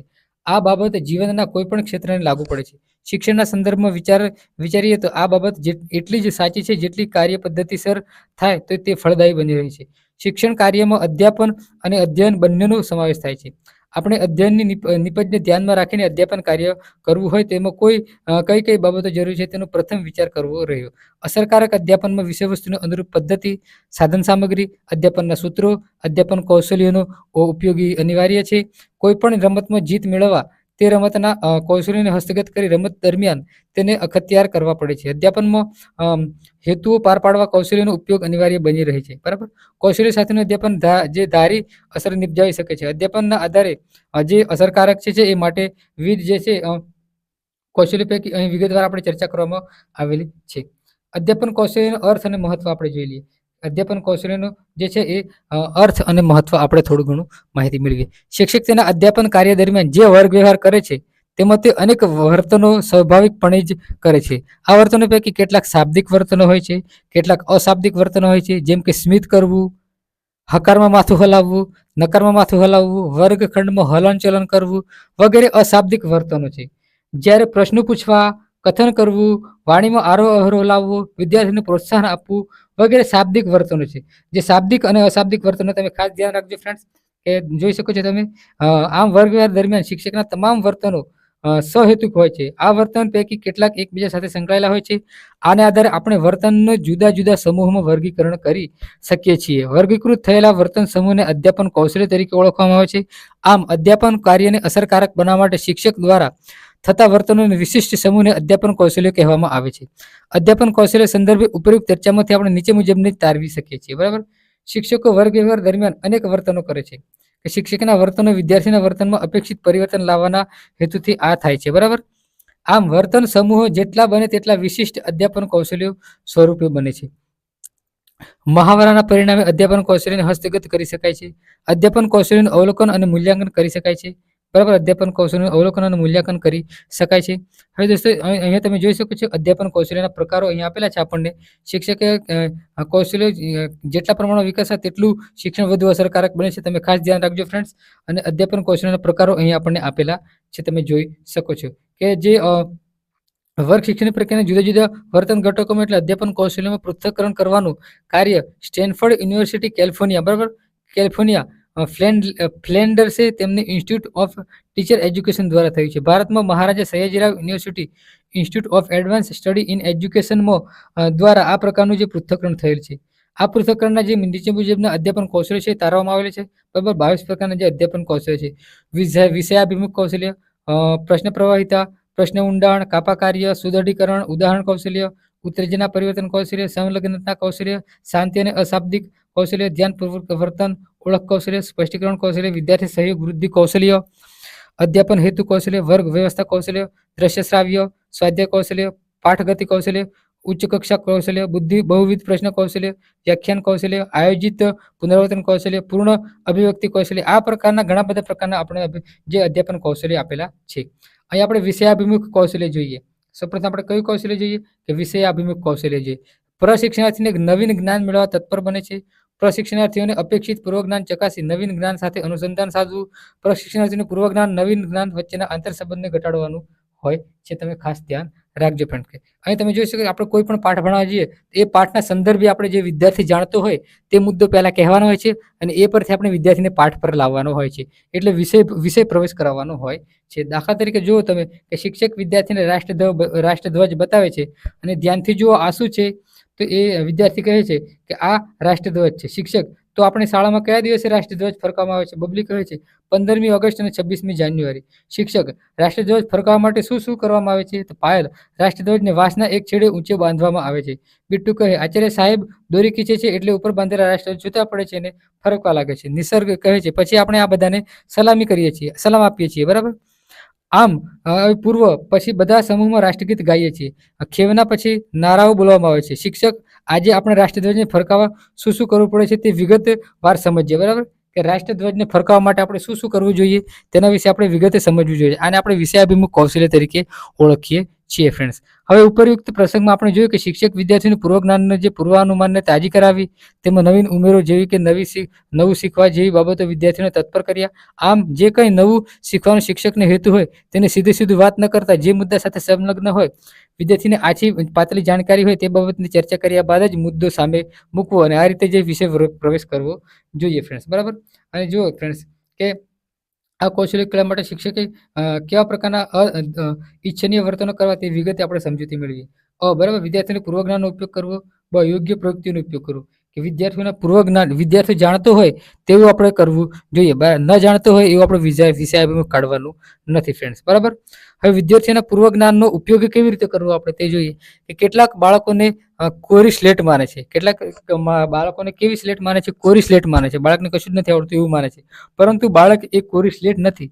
તેની પાસે અનેક પ્રકારના અનુભવોનું ભાથું હોય છે. પોતાના ઘરમાંથી, મિત્રો પાસેથી, આજુબાજુના સમાજમાંથી અને વાતાવરણમાંથી બાળક વિવિધ પ્રકારનું જ્ઞાન, અનુભવ મેળવે છે. આને આપણે બાળકના પૂર્વ જ્ઞાન કે પૂર્વ અનુભવ કહી તેમાં નવું જ્ઞાન ઉમેરવા માટે તેની પાસે જે જ્ઞાન છે તેની સાથે નવા જ્ઞાનનું તાર્કિક જોડાણ થતું હોય છે. આવું જોડાણ કે સાતત્ય ન હોય ત્યાં સુધી નવું જ્ઞાન સ્વીકારેલું ન બને. બરાબર. આજે કે જ્ઞાનમાં આવું જોડાણ કે સાતત્ય ન હોય ત્યારે નવું જ્ઞાન સ્વીકારવું મુશ્કેલ બને છે. બરાબર. આવું જ્ઞાન વિદ્યાર્થીને ન હોય ત્યારે નવું જ્ઞાન વિદ્યાર્થીને આપવું મુશ્કેલ બને છે. આમ જૂના જ્ઞાનમાં નવા જ્ઞાનનો ઉમેરો થાય છે અને પછી ઉમેરવાવાળું જ્ઞાન હવે પછીના નવા જ્ઞાન માટે પૂર્વ જ્ઞાન બને છે. આ પ્રક્રિયા સતત ચાલતી રહે છે. બાળક નવું જ્ઞાન પ્રાપ્ત કરતો રહે છે. સ્વાભાવિક ક્રમને હંમેશા શિક્ષકે નજર સમક્ષ રાખવો. આથી જે નવીન જ્ઞાન અને અનુભવ મુદ્દાનો શીખવો હોય તેવી પૂરેપૂરી સમજણ આપણને હોવી જોઈએ. હવે જે નવા મુદ્દાઓ શીખવાના હોય તે સુસંગત થઈ શકે તે પૂર્વ જ્ઞાન બાળક પાસે કયું છે તે વિશે આપણે પહેલથી જ વિચાર કરી લેવો પડે છે. બરાબર. આ માટે વિદ્યાર્થીની ઉંમર, ધોરણ, વિસ્તાર અને કક્ષાને ધ્યાનમાં રાખીને તેની પાસેથી કેવા પ્રકારનું કેટલું પૂર્વ જ્ઞાન કે પૂર્વાનુભવ તે જાણે છે તે આપણે જાણી લેવાનું હોય છે. દાખલા તરીકે ઘરમાં આપણને ગામમાં કે પશુઓ જેવા મળતા હોય છે, વિદ્યાર્થીઓને પાસેથી પણ માહિતી કઢાવી ત્યાં જંગલી પશુઓ વિશે પણ જે છે શીખવવાની રજૂઆત કરવી જોઈએ. આમ દોસ્તો વિદ્યાર્થીનું પૂર્વ જ્ઞાન છે એ તપાસવાનું હોય છે. વિદ્યાર્થી શું જાણે છે એ આપણે જાણી લેવાનું છે, ત્યારબાદ જ આપણે વિષયાભિમુખ કરવાનો હોય છે. હવે બીજો નંબર જોઈએ, યોગ્ય પ્રવૃત્તિઓનો ઉપયોગ કરવો. યોગ્ય પ્રવૃત્તિ વાપરવી જોઈએ. વિદ્યાર્થીને વિષયાભિમુખ કરવા માટે અથવા તો વિદ્યાર્થીને સરળતાથી વિષય પ્રવેશ કરવા માટે શિક્ષક અનેક પ્રવૃત્તિઓની અજમાયશ કરે છે. પ્રવૃત્તિ કયા પ્રકારની હોઈ શકે તે વિગતે આપણે જોઈએ કે પ્રશ્નો દ્વારા નીચેના પ્રસંગનો અભ્યાસ કરો. શિક્ષક સરવાળા શીખવવા તેની સંકલ્પના જે સ્પષ્ટ કરે છે. બરાબર. શિક્ષક ઢગલીમાં કેટલીક લખોટીઓ લાવે છે. બરાબર. આ ઉષા કહે છે લખોટીની ગણતરી કરીને 9 લખોટી. શિક્ષક બીજી ડગલી બતાવીને ડગલીઓ કેટલી છે નિમા કહે છે લખોટીની ગણતરી કરીને 5 લખોટી. શિક્ષક 9 લખોટી વાળી ડગલી અને 5 લખોટી વાળી ડગલી ભેળવી ને કહે છે કે લખોટીઓ કેટલી થઈ? તો પ્રિયા કહે લખોટીઓની સંખ્યા કેટલી થઈ? તો 14 લખોટી થઈ. શિક્ષક સરસ, 9 લખોટીમાં 5 લખોટી ઉમેરી એટલે 14 લખોટી થઈ. આમ સંખ્યામાં બીજી સંખ્યા ઉમેરવામાં આવે તો આપણે જે છે એ સરવાળા કહીશું. આ રીતે વિદ્યાર્થીને વિષયાભિમુખ કઢાવવાનું હોય છે. આપણે ઉદાહરણ બીજું આપણે જોઈએ કે શિક્ષક બાષ્પીભવન વિશે શીખવા ઈચ્છે છે. બરાબર. જુઓ, તમે સ્નાન કરો છો ત્યારે તમારા માથાના વાળ પાણીથી ભીંજાય છે. સ્નાન કર્યા પછી થોડા સમય બાદ માથાના વાળ તદ્દન કોરા થઈ જાય છે. તેનું કારણ શું છે તમે જાણો છો? વિદ્યાર્થીઓને પૂછે છે. પછી દીપક કહે છે વાળ સાથેનું પાણી ઉડી ગયું તેથી વાળ કોરા થઈ ગયા. શિક્ષક કહે આપણે ભીના કપડાં દોરી પર સૂકવીએ, થોડા સમય બાદ ભીના કપડાં કોરા થઈ જાય છે. શા માટે? મનીષા કહે કાપડમાંથી પાણી ઉડી ગયું માટે આપણે કપડાં કોરા થઈ ગયા. તો શિક્ષક કહે બરાબર. આમ આપણે જાણીએ છીએ કે જુદા જુદા વસ્તુઓ સાથે ભળેલા પાણી થોડા સમય માટે ઉડી જાય છે. પાણીની આ ઉડી જવાની પ્રક્રિયાને આપણે શું કહીએ છીએ? આપણે જે છે એ બાષ્પીભવન કહીએ છીએ અને બાષ્પીભવન વિશે આપણે ભણવાના છીએ આજે. આ રીતે આપણે વિષયાભિમુખ કઢાવવાનું હોય છે ફ્રેન્ડ્સ. બરાબર. હવે 3 કથન, વ્યાખ્યાન કે વર્ણન દ્વારા વિષયાભિમુખ કરવાનો છે. દોસ્તો તમે જોઈ શકો છો કે શિક્ષક જુઓ અગાઉના તાસમાં આપણે શીખી ગયા છીએ કે અશોકે કલિંગ દેશ પર ચડાઈ કરી હતી, પરંતુ ચડાઈ દરમિયાન એ માનવ હાનિ થઈ. તેનાથી અશોકે ખૂબ દુઃખ થયું અને તેના યુદ્ધ માટેનો ત્યાગ બૌદ્ધ ધર્મનો સ્વીકાર કર્યો. આમ થવાથી તેના પ્રજા પાસેનો વ્યવહારમાં ફેરફાર થયા અને અશોકે જે છે એ યુદ્ધ કરવાનું બંધ કરી દીધું. અને પાછું વાર્તા દ્વારા શરીરની સ્વચ્છતા અને આવા ફેરફારથી રાજા અશોકે કેવા સત્કાર્યો કર્યા તે વિશે આપણે સમજ મેળવીએ. રાજાઓ કેવા સત્કારો કરે છે એના વિશે માહિતી વાર્તા દ્વારા. શરીરની સ્વચ્છતા વિશે શીખવા ગંદી ઉંદરડી વાર્તા કહી શકાય. સંખ્યા જ્ઞાન 1 થી 5 શીખવા ટચુક વાંદરાભાઈ. બરાબર. આ રીતે તમે વિષયાભિમુખ કરાવી શકો છો. રોલ પ્લે કે નાટ્યકરણ દ્વારા કોઈ પણ પાત્રને ભજવીને રોલ પ્લે પૂર્વ જ્ઞાન ચકાસીને, દાખલા તરીકે ગ્રામ પંચાયત સરપંચ, પોસ્ટમેન, બરાબર, રમતો દ્વારા જે ગણન પ્રક્રિયા શીખવા માટે કેટલા આ બધી રમતો રમાડવાની હોય છે. ગીત દ્વારા ગીતો, શરીરના હલનચલન દ્વારા, નાની મારી આંખ કેવી અજાબ જેવી વાત છે, જોવે આખા કાન, બરાબર, આ રીતે દ્રશ્ય શ્રાવ્યના સાધનો દ્વારા શિક્ષક વિદ્યાર્થી આ પ્રકારની જે હવે દોસ્તો અનિચ્છનીય વર્તન નીચે મુજબ છે. આપણે જોઈએ કે સાતત્યનું ભંગ વર્તન, સાતત્ય ભંગનું વર્તન, કૃત્રિમ રીતે મથાળું કઢાવવું, સાતત્ય ભંગનું વર્તન, જ્યારે શિક્ષક પાઠના પ્રારંભમાં જ ક્રમ વગરના વિધાનો કરે અથવા તો પ્રશ્ન પૂછે ત્યારે સાતત્ય જળવાતું નથી તેમ કહી શકાય. પૂર્વ કરેલા વિધાન કે પૂછેલા પ્રશ્નના અનુસંધાનમાં જ ત્યાર પછીનું વિધાન કે પ્રશ્નની રજૂઆત ન થાય ત્યારે સાતત્ય ભંગ થાય છે. ઉપરાંત અસંબંધિત વિધાન કે પ્રશ્નની રજૂઆતથી પણ સાતત્ય ભંગ થાય છે, જે વિદ્યાર્થીને મૂંઝવણ મૂકી દે છે અને તેના પૂર્વ જ્ઞાનનો નવા જ્ઞાન સાથે બરાબર સંબંધ જોડતો નથી. શિક્ષકના પૂછાયેલા પ્રશ્નના જવાબ ન મળે અથવા શિક્ષક પૂછેલા પ્રશ્નો આડાવડા ફાફા મારે કે આડા પાટે ચડી જાય ત્યારે ખ્યાલ આવે છે કે શિક્ષક સાતત્યનું ભંગ વર્તન કરે છે. બરાબર, કે વિષયને અનુસંધાનમાં જ પ્રશ્ન પૂછવા જોઈએ અને વિષય ભણાવ્યું કઈ અલગ હોય ને ભણાવ્યું કઈ અલગ હોય ને પ્રશ્ન કઈ અલગ પૂછે તો વિદ્યાર્થીને શિક્ષકે સાતત્યનું ભંગનું વર્તન કરે છે તેવું આપણે કહીએ છીએ. હવે કૃત્રિમ રીતે મથાળું કઢાવવું, દાખલા તરીકે જોઈ શકો છો તમે કે પ્રસંગને શિક્ષક રાષ્ટ્રધ્વજ વિષય શીખવા ઈચ્છે છે તો શિક્ષક દેશ માટે બીજો શબ્દ કયો વાપરી શકાય તો હરેશ કહે રાષ્ટ્ર. શિક્ષક બરાબર ધજા માટે બીજો શબ્દ કયો વાપરી શકાય તો નરેશ ધ્વજ. શિક્ષક સરસ રાષ્ટ્ર અને ધ્વજ બંને શબ્દોને ભેગા કરીને કયો શબ્દ બને છે તો ઉષા કહે રાષ્ટ્રધ્વજ. તો શિક્ષક, તો આજે આપણે રાષ્ટ્રધ્વજ વિશે શીખવીશું. શિક્ષક ધરતીના બીજ એકમમાં શીખવા ઈચ્છે છે. બરાબર, તો દોસ્તો આ રીતે તો આ માત્ર એકમનું સ્થળ મથાળું જોઈને પ્રશ્ન પૂછવાને બદલે તે હાર્દ સમજીને પ્રશ્ન પૂછવા, નહીતર આ પ્રસંગ હાસ્યાસ્પદ બની જશે. બરાબર, પાણીનું ટીપું પાડીને પૂછે કે આ શું કહેવાય તો ટીપું, તો પાણીનું ટીપું પાડીને પૂછે આ શું કહેવાય ટીપું, તો આપણે ટીપુ સુલતાન વિશે ભણીએ. આ રીતે ખોટી રીતે નકામું જે છે વિષય અભિમુખ આપણે કાઢવાનું હોતું નથી. આ કૃત્રિમ રીતે મથાળું કહેવાય. આવી રીતે આપણે મથાળું કાઢવાનું નથી હોતું. બરાબર, આનો કોઈ મતલબ હોતો નથી. વિદ્યાર્થીનું પૂર્વ જ્ઞાન પણ આમાંથી આપણને જાણવા મળતું નથી. હવે દોસ્તો વિષયાભિમુખ કૌશલ્યનું મહત્વ આપણે જોઈએ કે વિષયાભિમુખ કૌશલ્ય વિશે આપણે વિગતવાર સમજ મેળવીએ. શિક્ષકનું નવું જ્ઞાન પીરસવાના હોય ત્યારે તે ઝીલવા માટે વિદ્યાર્થીને તત્પર બનાવી શકાય છે. વિદ્યાર્થીઓનું વિષય પ્રત્યે ધ્યાન કેન્દ્રિત કરી શકાય છે. વિદ્યાર્થીઓના માનસ પર આગળના મુદ્દાઓની છાપ રહેલી હોય તેવા સમયે તરત જ નવા મુદ્દાની રજૂઆત સીધી કરવાને બદલે તેને નવા મુદ્દા પ્રત્યે અભિમુખ કરવામાં આવે તો નવા જ્ઞાનનું ધારણ સરળ બને છે. વિદ્યાર્થીની અધ્યાપન પ્રક્રિયામાં સામેલગીરી કરી શકાય છે. વિદ્યાર્થી સરળતાથી નવું જ્ઞાન પ્રાપ્ત કરી શકે છે. હવે જે પ્રશ્ન પ્રવાહિતા કૌશલ્ય જોઈએ, આપણે વિષયાભિમુખ કૌશલ્ય જોયું કે કૃત્રિમ રીતે મથાળું કઢાવવું, વિષયાભિમુખ કૌશલ્ય કરાવવું. બરાબર, આ રીતે આપણે જે છે વિષયાભિમુખ કૌશલ્ય જોયું. પ્રશ્ન પ્રવાહિતા કૌશલ્ય, શિક્ષણમાં પ્રશ્ન પૂછવાનું મહત્વ ખૂબ જ છે. સોક્રેટિસના જમાનાથી આજ દિન સુધી વર્ગના શિક્ષણ દરમિયાન કાર્ય દરમિયાન પ્રશ્નોત્તરી પ્રયોગથી ઉપયોગ થતો રહ્યો છે. કેલ્વિનના મતે પ્રશ્ન સૌથી ઉત્તમ ઉત્તેજક છે. બરાબર, શિક્ષકને તરત જ ઉપલબ્ધિ છે. શિક્ષણમાં પ્રશ્નોત્તરી પ્રયુક્તિની પ્રભુત્વ તેના અસરકારકતા વધારવામાં વિચારવું પડે તે માટે નીચે મુજબની બે રીત છે. બરાબર, પ્રશ્ન પૂછવામાં પ્રવાહિતા લાવવી, વિવિધ પ્રકારના પ્રશ્નો પૂછવા એટલે કે પ્રશ્નો અપેક્ષિત ઉત્તરો ઊંડાણથી સમજવા. હવે આ બે રીતો અનુક્રમે પ્રશ્ન પ્રવાહિતા કૌશલ્ય અને પ્રશ્ન ઊંડાણ કૌશલ્ય કહે છે. પ્રશ્ન પ્રવાહિતા કૌશલ્ય અને પ્રશ્ન ઊંડાણ કૌશલ્ય કહે છે. બરાબર, હવે દોસ્તો બાળક શાળામાં આવે છે ત્યારે તે ઘર, કુટુંબ, સમાજ અને આસપાસના પર્યાવરણમાંથી જ્ઞાન મેળવીને જ આવે છે. જેથી પ્રશ્ન પૂછવાથી બાળક શું જાણે છે અને શું નથી જાણતો તે જાણી શકાય છે. શિક્ષક વિદ્યાર્થીમાં રહેલા જ્ઞાનને બહાર લાવવા માટે, તેનું બેધ્યાનપણું ટાળવા માટે, વર્ગમાં ચાલી રહેલી પ્રવૃત્તિઓને તેને જોડવા માટે એકમનું પુનરાવર્તન થતાં વિદ્યાર્થીમાં તેની સ્પષ્ટતા થઈ છે કે નહીં તે છે એ આપણે ચકાસવા માટે પાણીના પ્રવાહની માફક ટૂંકા જે સ્પષ્ટ, સુસંગત, સચોટ અને સંદિગ્ધ પ્રશ્ન પૂછીને યોગ્ય ઉત્તરો મેળવે છે. આ રીતે પ્રશ્ન પૂછવાના કૌશલ્યને પ્રશ્ન પ્રવાહિતા કૌશલ્ય કહે છે. બીજા શબ્દોમાં કહીએ તો નિર્ધારિત સમય મર્યાદામાં મહત્તમ સમય મર્યાદામાં જે પ્રશ્ન પૂછવાના હોય છે તેને આપણે પ્રશ્ન પ્રવાહિતા કૌશલ્યો કહીએ છીએ. જે પ્રશ્ન પ્રવાહિતા કૌશલ્યનો ઉદ્દેશ પ્રશ્નના અપેક્ષિત ઉત્તર આપવા તરફ દોરવા, પ્રશિક્ષણાર્થી સમજ સ્પષ્ટ બને પછી સક્રિય બને છે, વિવેચનાત્મક દ્રષ્ટિ વિકસે છે. આ કૌશલ્ય ત્રણ બાબતોને મહત્વ. પ્રશ્ન પૂછવાનો સમયગાળો મર્યાદિત હોય છે, પ્રશ્નો અર્થપૂર્ણ હોય છે, પ્રશ્નો બને તેટલા વધારે ક્રમિક અને તાર્કિક હોવા જોઈએ. બરાબર, અર્થપૂર્ણ પ્રશ્ન, જે પ્રશ્ન બંધારણ પ્રશ્ન પૂછવાની પ્રક્રિયા અને નિષ્પત્તિની દ્રષ્ટિએ સુયોગ્ય હોય તેવા પ્રશ્નને અર્થપૂર્ણ પ્રશ્ન કહે છે. આ પ્રશ્નનું બંધારણ તમે જોઈ શકો છો ફ્રેન્ડ કે પ્રશ્ન વ્યાકરણ અને વાક્યરચનાની દ્રષ્ટિએ શુદ્ધતા ધરાવતા હોવા જોઈએ. કે પ્રશ્ન વ્યાકરણની દ્રષ્ટિએ શુદ્ધ હોવા જોઈએ. દાખલા તરીકે તમે જોઈ શકો છો ફ્રેન્ડ્સ કે છોકરી ગાડી ક્યાં બેઠી છે. બરાબર, આ ખોટું છે. હવે તમે જોઈ શકો છો, ગાંડી છોકરી ક્યાં બેઠી છે, આ રીતે પ્રશ્ન પૂછવાનો હોય છે તમારા, બરાબર. પ્રશ્ન સંક્ષિપ્ત ધરાવતા હોવા જોઈએ. દાખલા તરીકે તમે જોઈ શકો, તારામાંથી કોણ જાણે છે કે આપણે દેશ કયા વર્ષે સ્વતંત્ર થયો, કે આપણો દેશ કયા વર્ષે સ્વતંત્ર થયો. આ રીતે ટૂંકમાં પ્રશ્ન છે એ આપવાના, સંક્ષિપ્ત રૂપમાં પ્રશ્નનો જવાબ આપવાનો, મતલબ કે પ્રશ્ન પૂછવા જોઈએ અને યોગ્ય પૂછવા જોઈએ. વિદ્યાર્થીને સમજણ પડે એ રીતે આપણે પ્રશ્નો પૂછવા જોઈએ અને પ્રશ્નનું બંધારણ આપણને અહીંયા આપેલું છે ફ્રેન્ડ્સ, બરાબર. પ્રશ્ન પૂછવાની પ્રક્રિયા આપણે જોઈએ કે શિક્ષકે પ્રશ્ન પૂછવાની પ્રક્રિયા વખતે નીચેના બાબતો છે એ ધ્યાનમાં રાખવાની હોય છે. કે પ્રશ્ન સમગ્ર રજૂઆત વર્ગ સમક્ષ થવો જોઈએ, કે વર્ગ સમક્ષ રજૂઆત થવી જોઈએ. પ્રશ્ન વ્યક્તિગત ન પૂછતા વર્ગ સમક્ષ પૂછવા જોઈએ, જેથી વર્ગના બધા જ વિદ્યાર્થીઓ ઉત્સાહપૂર્વક કંઈક વિચારીને ઉત્તર આપવા પ્રેરાય અને વળી વધુ સક્રિયશીલ સતર્ક બને છે. પ્રશ્નોનું જે વર્તન જે છે પુનરાવર્તન ન કરવું જોઈએ.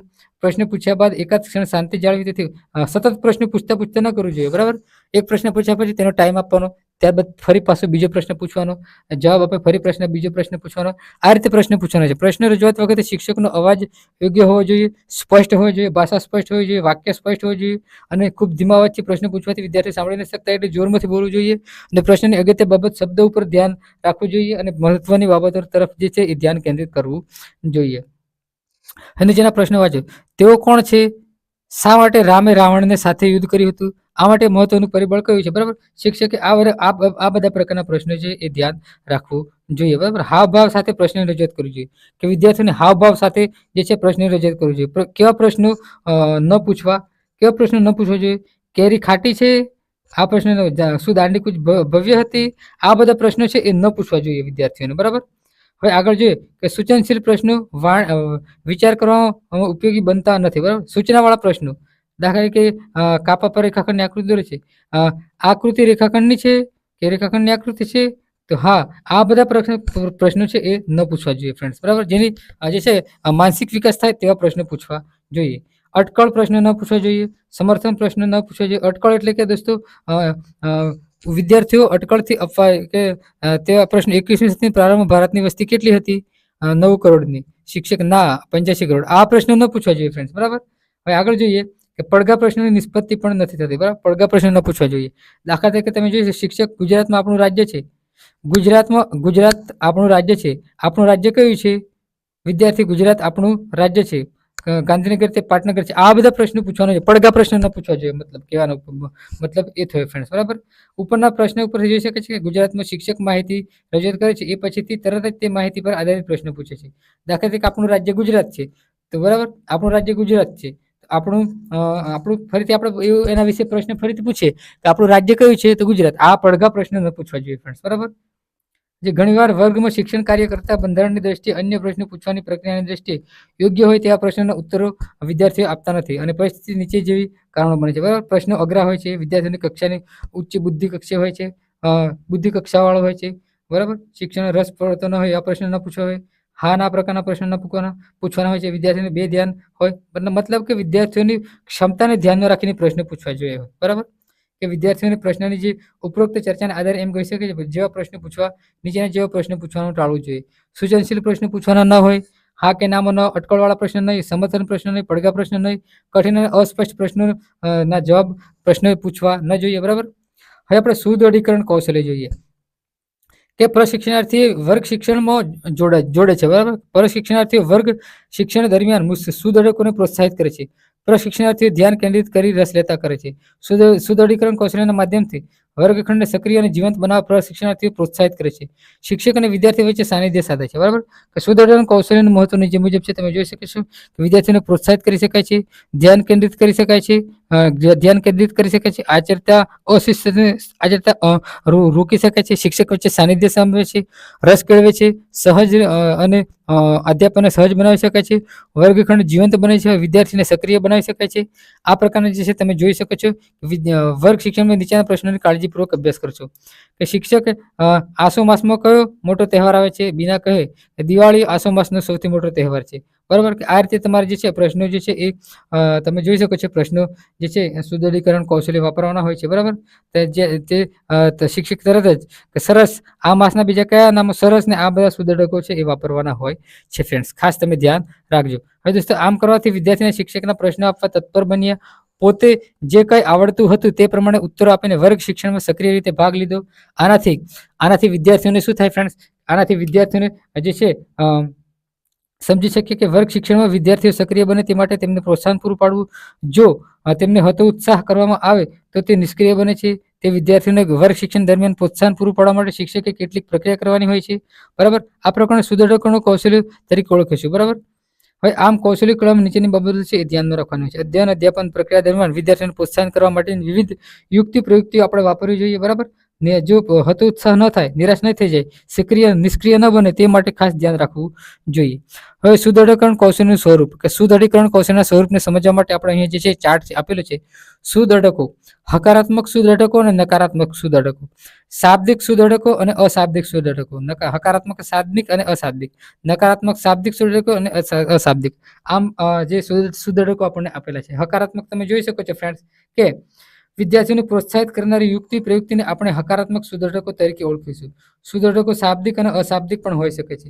જ્યારે વિદ્યાર્થીને વર્તન કે વ્યવહારને પ્રોત્સાહિત કરવા માટે શબ્દ સમૂહ અને અશાબ્દિક વિધાનોનો ઉપયોગ કરવામાં આવે ત્યારે હકારાત્મક શાબ્દિક સુદૃઢકો તરીકે ઓળખીશું.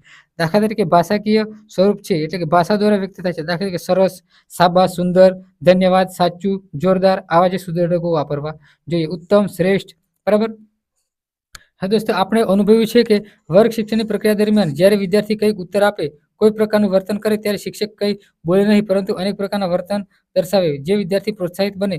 અને જો દાખલા તરીકે વિદ્યાર્થીને ખૂબ સરસ, વ્યવસ્થિત, આવું જ લખો, આમ કહી વિદ્યાર્થીને ફરીથી લખવાની તેને જે છે ઉત્તેજના વધે છે. સુદૃઢકો વાપરવાથી વિદ્યાર્થીને લખવાની ઉત્તેજના વધુ બને છે. વિદ્યાર્થીની સામે જોવું. બરાબર, કે હકારાત્મક જે અશાબ્દિક સુદૃઢકો આપણે જોઈએ કે વિદ્યાર્થીની સામે જોવું, વિદ્યાર્થીની સામે હકારમાં સ્થિમિત કરવું, વિદ્યાર્થી જવાબ આપે ત્યારે માથું હલાવી સાચા જવાબની પ્રતીતિ કરાવવી, વિદ્યાર્થી સામે લાંબો સમય આપો ત્યારે વચ્ચે માથું હલાવી, વિદ્યાર્થી નજીક જવું, વિદ્યાર્થીના ખભે ધીમેથી હાથ મૂકવો, વિદ્યાર્થીને થાબડવો, વિદ્યાર્થીને જવાબ અક્ષર કાપા કાર્ય લખાવો. બરાબર, આ રીતે અશાબ્દિક સુદૃઢકો તમે જોઈ શકો છો. બરાબર, હવે નકારાત્મક સુદૃઢકો છે એ આપણે જોઈએ. વિદ્યાર્થીને હતોત્સાહ કરનારી યુક્તિ પ્રયુક્તિને આપણે નકારાત્મક સુદૃઢકો તરીકે ઓળખીશું. આ શાબ્દિક અથવા અશાબ્દિક હોઈ શકે છે. જ્યારે શિક્ષક વિદ્યાર્થીને તેના વર્તન વ્યવહારને ઉત્સાહિત કરે તેવા શબ્દો સમૂહો માટે વપરાય છે, જેને આપણે નકારાત્મક સુદૃઢકો તરીકે ઓળખીએ છીએ. દાખલા તરીકે ગુસ્સામાં વિદ્યાર્થીને શિક્ષક કહે છે કે ઉભા રહેવાનું કહે છે ત્યારે વિદ્યાર્થી મૂર્ખ, ગધેડો, બેવકૂફ, નાલાયક, ઉલ્લુ નો પઠ્ઠો, ઠોઠ વગેરે આવા જે છે એ નકારાત્મક સુદૃઢકો વાપરવા જોઈએ નહીં. બરાબર, આ વિદ્યાર્થીને જે છે એ તેમની માનસિક અસર બગડે છે અને તેને ખરાબ અસર પડે છે. કે આવું મને કીધું. જે નકારાત્મક સુદૃઢકો ભાષાનો ઉપયોગ કરતા નથી, પરંતુ આવેગિક હાવભાવ, આંખો કાઢવી, નકારાત્મક સુદૃઢકો બીજા કયા, આંખો કાઢવી, ગુસ્સો કરવો, મોઢું ભારે કરીને જોવું, આ નકારાત્મક સુદૃઢકો છે. તમે ખાસ ધ્યાન રાખજો ફ્રેન્ડ્સ. ઝડકો મારીને બેસી કરો, ઈશારો કરો, બેસી જા, આમ જોરમાં કહ્યું. બરાબર, આ રીતે આવા નકારાત્મક સુદૃઢકો ન વાપરવો જોઈએ. હવે સુદૃઢકોનો યોગ્ય ઉપયોગ. બરાબર, કે જે જરૂર જણાય ત્યાં જ હકારાત્મક સુદૃઢકોનો ઉપયોગ કરીશું. યોગ્ય હકારાત્મક સુદૃઢકોનો ઉપયોગ જ કરવાનો આગ્રહ રાખવો. બરાબર, આપણે યોગ્ય લાગે એવા જ સુદૃઢકો છે આપણે વાપરવા જોઈએ. જરૂર પ્રમાણે જરૂર સ્થળે સુદૃઢકો વાપરવા જોઈએ. સુદૃઢકોની અસર ધ્યાનમાં રાખીને તેમનો ઉપયોગ કરીશું. સુદૃઢકોનો ઉપયોગ સ્વાભાવિકપણે કરીશું. વારંવાર એક જ સુદૃઢકનો ઉપયોગ કરવામાં કૃત્રિમતા ટાળીશું. બરાબર, વારંવાર એકને એક સુદૃઢક ખૂબ સરસ સરસ સરસ આવું વારંવાર ન કહેવું જોઈએ. નકારાત્મક સુદૃઢકોનો ઉપયોગ કરીશું. બરાબર, નકારાત્મક સુદૃઢકોનો ઉપયોગ આપણે ટાળવો જોઈએ. હવે દોસ્તો, કાપા કાર્ય કૌશલ્ય. આપણે સૌ જાણીએ છીએ કે વર્ગ શિક્ષણમાં મોટાભાગે જેનો વધુ સરળતાથી ઉપયોગ થઈ શકે તેવું સાધન તે કાળું પાટિયું, જેને આપણે શ્યામ ફલક, કૃષ્ણ ફલક તરીકે પણ ઓળખીએ છીએ. કાળું પાટિયું વર્ગખંડનો એક ભાગ બની ગયું છે. વર્ગખંડનું એક પ્રતીક સમાન બની ગયું છે. કાપાનો અધ્યાપન વર્ગમાં અનેક રીતે ઉપયોગ થાય છે. કોઈ પણ મુદ્દાની સમજ આપણને આકૃતિ દોરવી, અગત્યની મુદ્દાની નોંધ કરાવી તો આપણે કાપા કાર્ય કરીએ છીએ ફ્રેન્ડ્સ. બરાબર, એટલે કાપા કાર્ય ખૂબ જ જરૂરી છે. હવે દોસ્તો, તમે જોઈશું કે હસ્તાક્ષરની સુવાચ્યતા, કે સ્વચ્છ અક્ષરે લખવું જોઈએ. પ્રત્યેક અક્ષર સ્પષ્ટ ભેદ સમજાવવો જોઈએ. કાપા કાર્યમાં અક્ષરો સારા હોવા જોઈએ. સ્વચ્છતા, અક્ષરોમાં સ્વચ્છતા હોવી જોઈએ. યથાર્થ એટલે એકમને અનુરૂપ લખાણ હોવું જોઈએ. પ્રક્રિયાના બાબતો, કાપા કાર્ય કરતી વખતે શિક્ષકે જે છે એ કાપા કરતી વખતે ફલકની સ્વચ્છતા એટલે કે જે છે એ પાટીઓ આપણે સ્વચ્છ રીતે સાફ કરી દેવું જોઈએ અને વ્યવસ્થિત લખાણ કરવું જોઈએ. મહત્વ શું છે? કાળા પાટીઓ એ દ્રશ્ય સાધન છે. તેની મદદથી વિદ્યાર્થીને જ્ઞાન પ્રાપ્ત કરી શકે છે. વિદ્યાર્થીને શીખવા માટે દ્રશ્ય અને શ્રાવ્ય અનુભવોનું સંયોજન કરી શકાય છે. નવીન અને અપરિચિત શબ્દો, વ્યાખ્યાઓ અસરકારક રીતે લખી શકાય છે. કાપાના ઉપયોગથી વિષય ખ્યાલો સ્પષ્ટ કરી શકાય છે. આકૃતિઓ, આલેખો, ચિત્રો, નકશાઓ વગેરે દોરીને વિષયની શિક્ષણની સમજ સ્પષ્ટ કરી શકાય છે. એટલે કે કાપા સ્પષ્ટ હોવું જોઈએ, કાપા કાર્ય સ્પષ્ટ હોવું જોઈએ, બરાબર. સ્વચ્છ સારા અક્ષરે લખેલું હોવું જોઈએ અને એકદમ સ્વચ્છ ભૂસી નાખેલું હોવું જોઈએ, આડું લખેલું ન હોવું જોઈએ, જેથી વિદ્યાર્થીને કંટાળો ન આવે, બરાબર.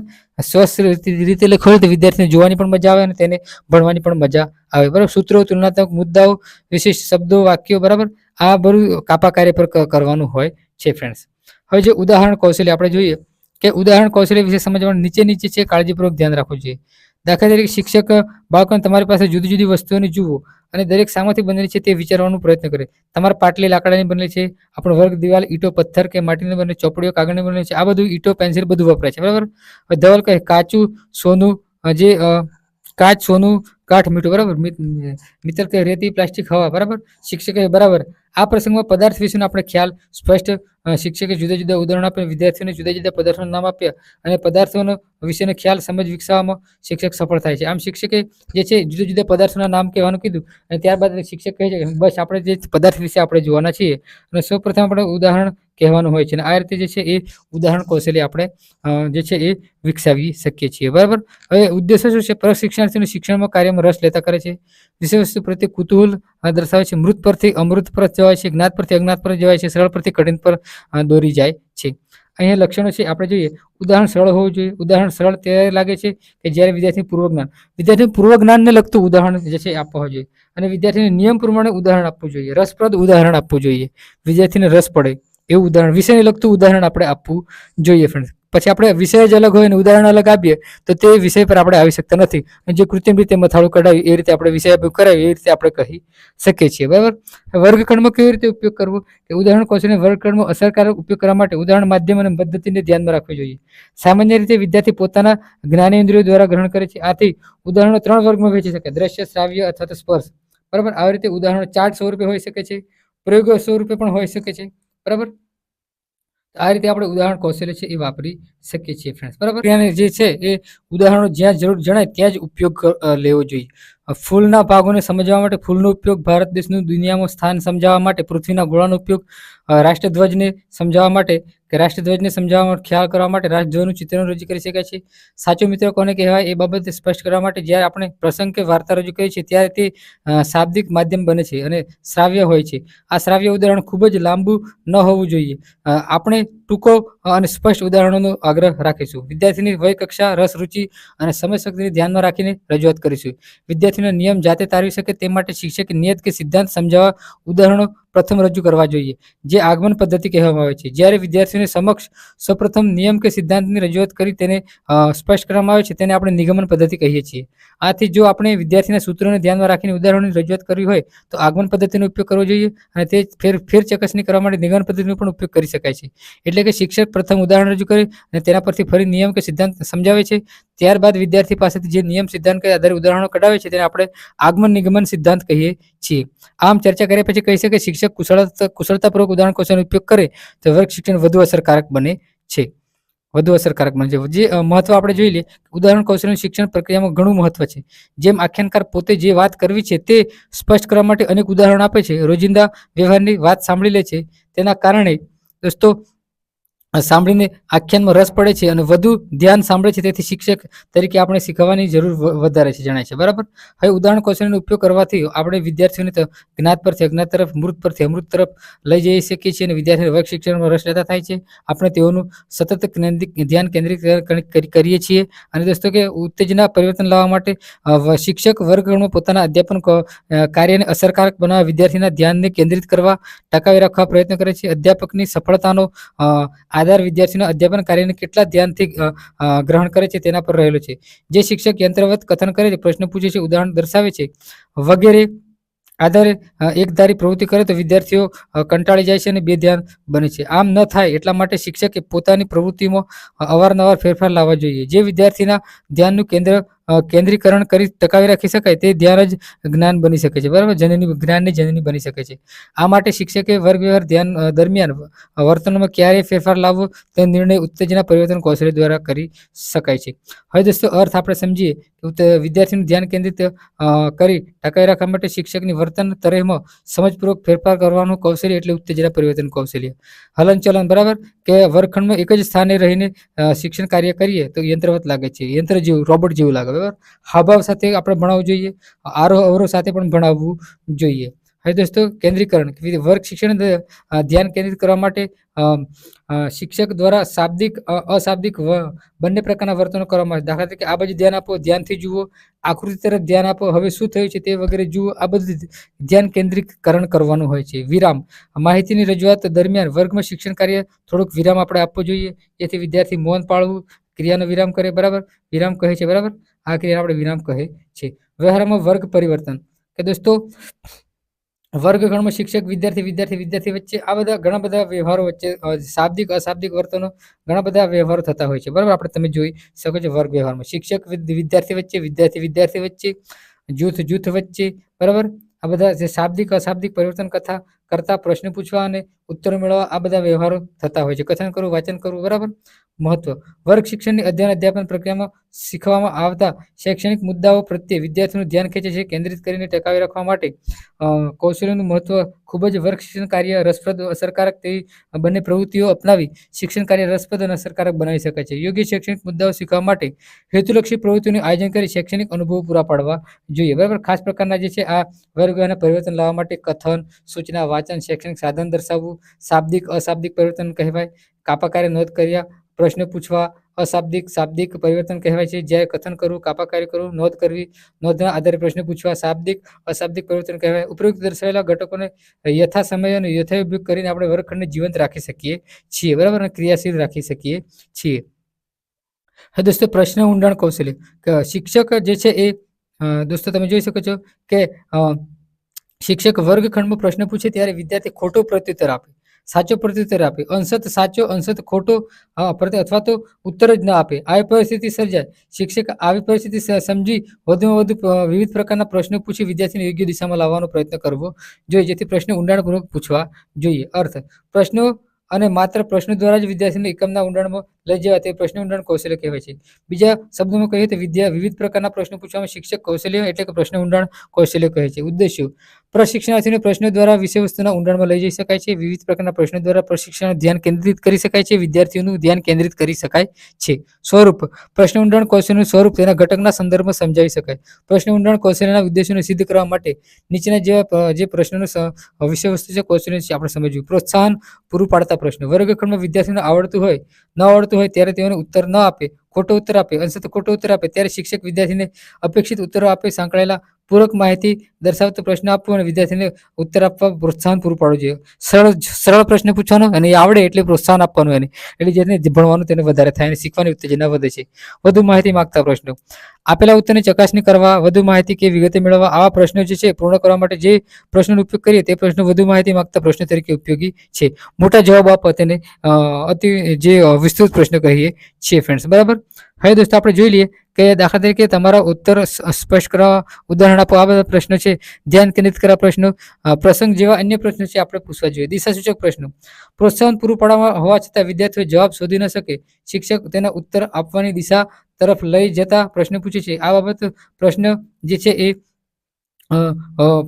દિશા સૂચન પ્રશ્ન ઉત્તર કહીએ છીએ. જરા પાછળ થઈને દિશા બદલીને પ્રશ્ન પૂછે છીએ અને ઉત્તર મળતા પ્રશ્ન પૂછવાની દિશામાં દાખલા તરીકે વિદ્યાર્થીને પ્રશ્નનો જવાબ નથી મળતો, એ જ દિશામાં બીજો પ્રશ્ન પૂછીએ તો તેને આપણે તે વિદ્યાર્થી જવાબ આપી શકે છે. તેને આપણે દિશાસૂચક પ્રશ્ન કહીએ છીએ. વિવેચનાત્મક જાણકારીના પ્રશ્નો, કે જો જાણકારી, બરાબર, વર્ગ શિક્ષણ નીચેના પ્રશ્ન શિક્ષક કહે છે કે પ્રાચીન સંસ્કૃતિનો વિકાસ નદીઓને કિનારે કેમ થયો છે. મુદ્દા, આપણા જે ભટકતા પૂર્વજો નદીને કિનારે વસ્યા ત્યાં સ્થિર થયા એટલે સુખ અને સમૃદ્ધિ જીવન જીવતો રહ્યો. બરાબર, શિક્ષક સરસ, તમે કહી શકીએ કે આપણા પૂર્વજો નદી કિનારે વસવાટ કરતા હતા એટલે બધી સંસ્કૃતિ નદી કિનારે રહી હતી. બરાબર, હવે દોસ્તો મહત્વ સ્પષ્ટ થયું કે વિદ્યાર્થીના અસ્પષ્ટ ઉત્તરને વધુ સ્પષ્ટ કરી શકાય છે. જે વિદ્યાર્થીને વર્ગમાં બિલકુલ ઉત્તર આપતો નથી અથવા તો ખોટો ઉત્તર આપે છે તે સાચો ઉત્તર તરફ વળી શકાય છે. આ રીતે જે છે વિવેચનાત્મક જાણકારીના વધારાના પ્રશ્નો આપણે પૂછવા જોઈએ, દિશા સૂચન પ્રશ્નો પૂછવા જોઈએ, ધ્યાન કેન્દ્રિત કરતા પ્રશ્નો પૂછવા જોઈએ. આ રીતે આપણે આ એકમો જે છે પ્રશ્ન પ્રવૃત્તિ કૌશલ્ય, અધ્યાપન કૌશલ્ય, અધ્યયનને લગતી સૂત્રો, આ બધી માહિતી આપણે મેળવી. હવે દોસ્તો વધુમાં આપણે વિદ્યાર્થીઓને ચર્ચામાં ભાગ લેતા કરી શકાય છે. વિદ્યાર્થીને આપણે ઉત્તરો વિદ્યાર્થી વિશાળ આપી શકે, બરાબર, કે દ્રષ્ટિથી વિશાળ વિદ્યાર્થીને મદદરૂપ થઈ શકે.